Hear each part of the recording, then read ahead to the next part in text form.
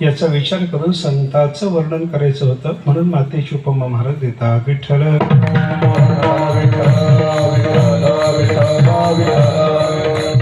आई आणि संत महात्मा यांच्यामध्ये काय सादृश्य आहे याचा विचार वेगळ्या वेगळ्या पद्धतीने आपल्याला करता येतो बरं का. संतांना माता का म्हणायचं त्याचा विचार नंतर करू आपण, पण कोणाकोणाला माता म्हणता येतं याचाही विचार नंतर करू. पण अगोदर आपल्याला पाहायचं आहे की बाबा साधू पुरुषाचा आणि मातेचा संबंध काय, मातृत्व आणि संत महात्मा यांच्यामध्ये सादृश्य काय याचा थोडासा विचार केला पाहिजे. सारखेपणा काहीतरी असल्याशिवाय दृष्टांत उपमा देता येत नाही. हा जर विचार लक्षात घेतला तर संतांना जर मातेची उपमा दिलेली आहे तर आई आणि संत यांच्यात काहीतरी सारखेपणा असला पाहिजे. काय सारखेपणा असतो याचा जर विचार केला तर लेकराचं हित वाहणं हे माऊलीच्या अंतःकरणात चालत राहतं, त्याप्रमाणे जगाच्या हिताचा विचार करणं हे संतांचं चालत राहतं. विठ्ठल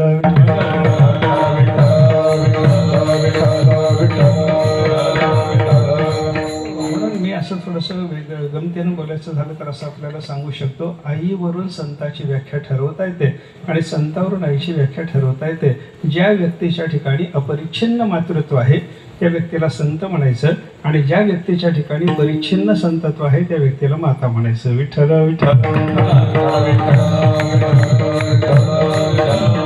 परिच्छिन्न आणि अपरिच्छिन्न या शब्दाचा अर्थ परिच्छिन्न म्हणजे मर्यादित आणि अपरिच्छिन्न म्हणजे अमर्याद. अमर्याद अशा पद्धतीचं मातृत्व ज्या व्यक्तीच्या ठिकाणी आहे त्याला म्हणायचं संत आणि थोडंसं मर्यादित संतत्व ज्या व्यक्तीच्या ठिकाणी आहे त्या व्यक्तीला काय म्हणायचं माता. आपली प्रत्येकाची माता प्रत्येकाच्या करता संतच असते, पण आईचं मातृत्व मर्यादित असतं, आईचं संतत्व मर्यादित असतं आणि साधू पुरुषाचा जो मातृभाव आहे जगाच्या संबंधातला तो अमर्याद असतो. विठ्ठल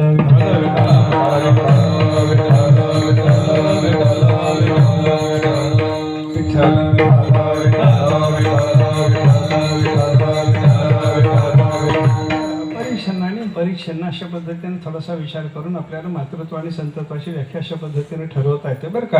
म्हणजे संत तोच आहे आणि माता तोच आहे अशा पद्धतीचा विचार आपल्याला करता येतो. संत कोणाला म्हणायचं तर ज्याच्या ठिकाणी मातृत्व आहे पण ते अपरिच्छिन्न आहे, आणि माता कोणाला म्हणायचं तर ज्या व्यक्तीच्या ठिकाणी संतत्व आहे पण ते परिच्छिन्न आहे. मर्यादित संतत्व असलं की त्याला माता म्हणतात, अमर्याद मातृत्व असलं की त्या व्यक्तीला संत म्हणतात. अशा पद्धतीचा एक विचार आपल्याला करता येतो बरं का. त्याच्यानंतर अजून थोडासा विचार जर आपण करायला लागलो तर सापेक्ष संतत्व ज्या व्यक्तीच्या ठिकाणी आहे त्याला म्हणतात माता आणि निरपेक्ष मातृत्व ज्या व्यक्तीच्या ठिकाणी आहे त्याला म्हणतात संत. विठ्ठल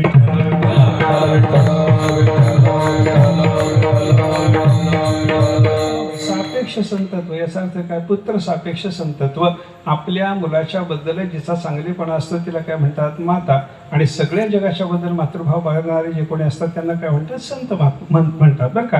ज्ञानेश्वर महाराजांना माऊली म्हणत असताना ज्ञानेश्वर महाराज माऊली शब्दाचा अर्थ माताच असा आहे, पण ज्ञानेश्वर महाराजांना माता का म्हणायचं, कोणाची माता आहे ज्ञानेश्वर महाराज याचा जर विचार केला तर ज्ञानोबारे सगळे जगाची माता आहेत असं आपल्याला चिंतन करावं लागतं. याचा अर्थ काय झाला, ज्ञानोबा हे संत आहेत, त्यांच्या ठिकाणी मातृत्व आहे आणि संताच्या ठिकाणी असलेलं मातृत्व हे मर्यादित नसतं, अमर्याद असतं. संताच्या ठिकाणी असलेलं मातृत्व सापेक्ष नसतं, एक दोन व्यक्तीच्या सापेक्ष. वारकरी जेवढे ज्ञानेश्वर माता असं ज्ञानेश्वर महाराज माता आहेत असं समजायचं कारण नाही बरं का. ज्ञानराज माझी योग्याची माऊली,